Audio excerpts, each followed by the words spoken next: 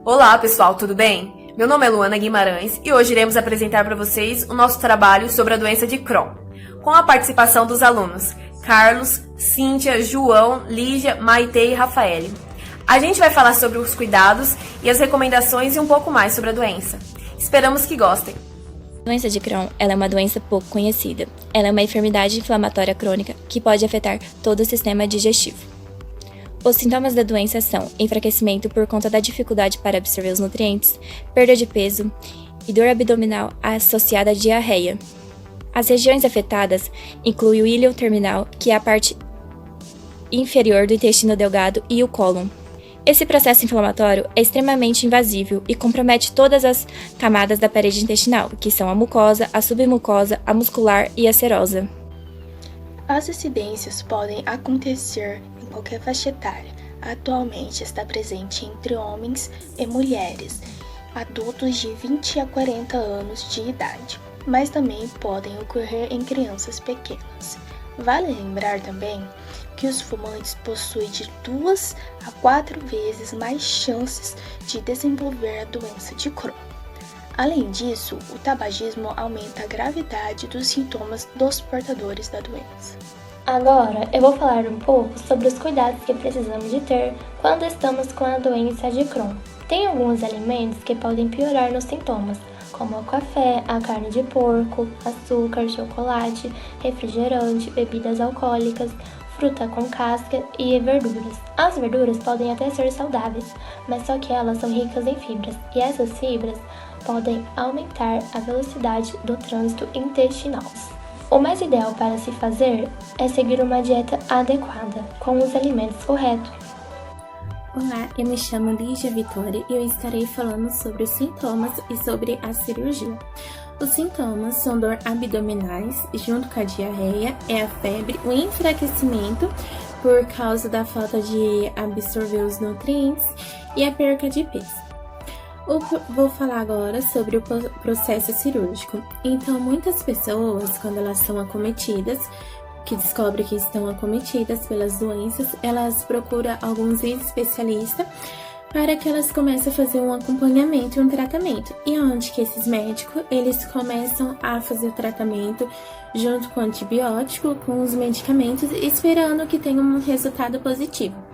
Porém, muitas das vezes a doença já está agravada e é onde que eles vão passar o caso para um cirurgião para poder fazer o procedimento cirúrgico. Muitas pessoas têm medo de fazer cirurgia porque tem que colocar a bolsa de ostomia e as pessoas acabam ficando com medo porque a vida vai mudar, vai ter uma diferença na aparência, elas acabam tendo um pouco de rejeição no início, mas é necessário fazer a cirurgia. Os procedimentos cirúrgicos são dois, os mais comuns, que é a ressecção do segmento do intestino delgado e a prática do mesmo, ou quando a lesão está situada no intestino grosso, ela pode ser realizada pela ressecção segmentares e colectomia parciais ou totais, que é quando é usado a bolsa. Nos procedimentos cirúrgicos, os especialistas falam que é raro as pessoas que têm que fazer mais do que um procedimento cirúrgico, porém isso acontece. Segundo algumas informações, de 80% a 90% dos pacientes, apenas 50% são precisos que passem pelo segundo procedimento cirúrgico, porque é quando eles veem que no antibiótico a doença agravou, então eles veem que precisa de um novo procedimento cirúrgico, ou se não, quando faz a cirurgia e você ainda está tomando os medicamentos, eles veem que não estão fazendo o total efeito, não está tendo aquele efeito positivo, né? Então, acaba indicando o paciente para fazer a segunda cirurgia, que é esse 50%. E desses 50% das pessoas que fazem a segunda cirurgia, apenas 25% tem que ser encaminhada para a terceira cirurgia. Porém, é uma porcentagem pequena, é menos da metade, e são as pessoas raras que tem que fazer essa terceira cirurgia.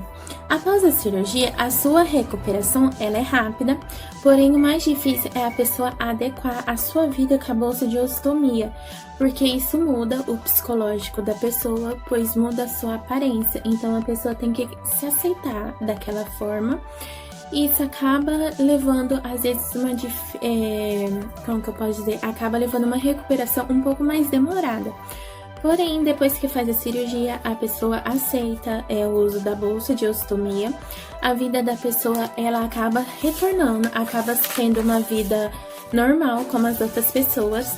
Aí é onde tem resultados positivos, onde que eu fiz uma pesquisa, muitas pessoas, depois que faz a cirurgia e coloca a bolsa de ostomia, ela consegue voltar a praticar alguns esportes, pois quando as pessoas estão com essa doença, alguns esportes são limitados, que a pessoa não pode fazer força.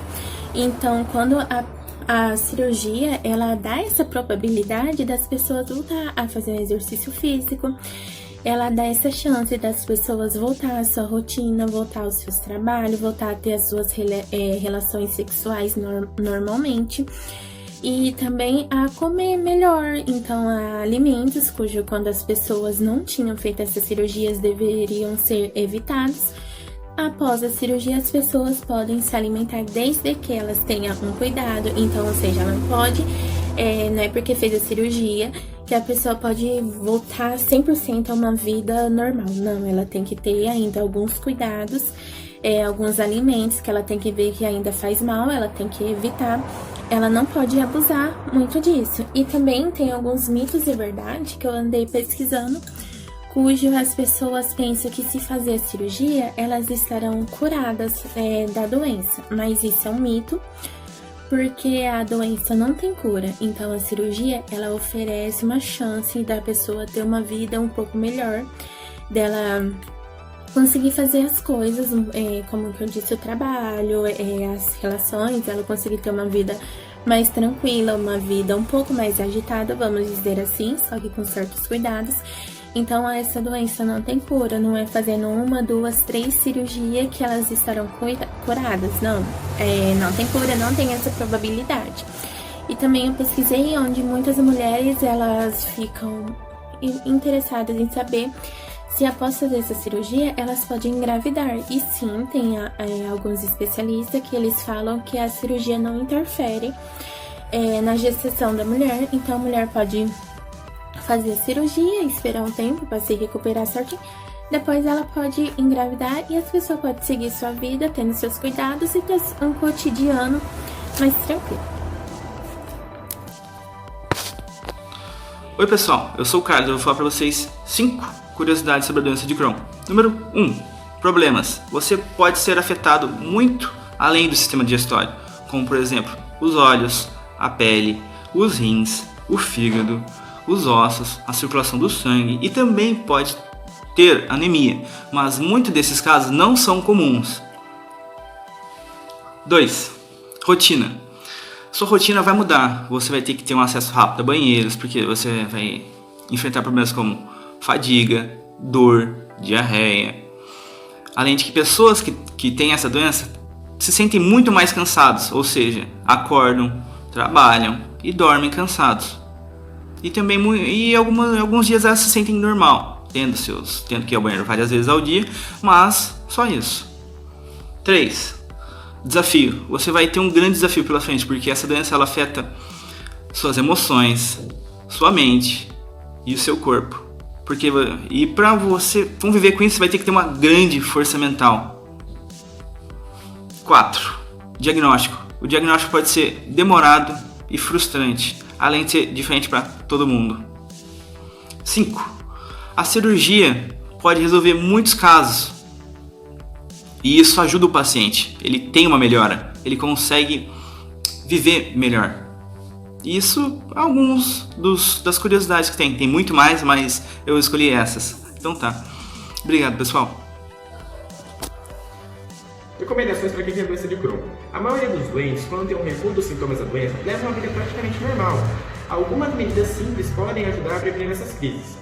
Seguintes são: não fume, pratique atividades físicas moderadamente, procure identificar os alimentos que lhe fazem mal e evite os que podem agravar os sintomas. Controle o peso, evite na medida do possível situações de estresse.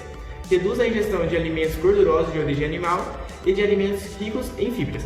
Peça a orientação de um nutricionista para selecionar uma dieta balanceada Verifique o aspecto das fezes sempre que utilizar o vaso sanitário. Se notar sinais de sangue e alterações sem justificativas aparentes nos hábitos intestinais, consulte seu médico.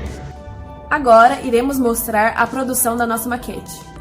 Na nossa maquete mostramos todas as partes que são afetadas pela doença. A doença de Crohn pode afetar qualquer parte do aparelho digestivo. Essas marcações são todas as partes que podem ser afetadas. Já a retocolite ulcerativa afeta apenas o cólon.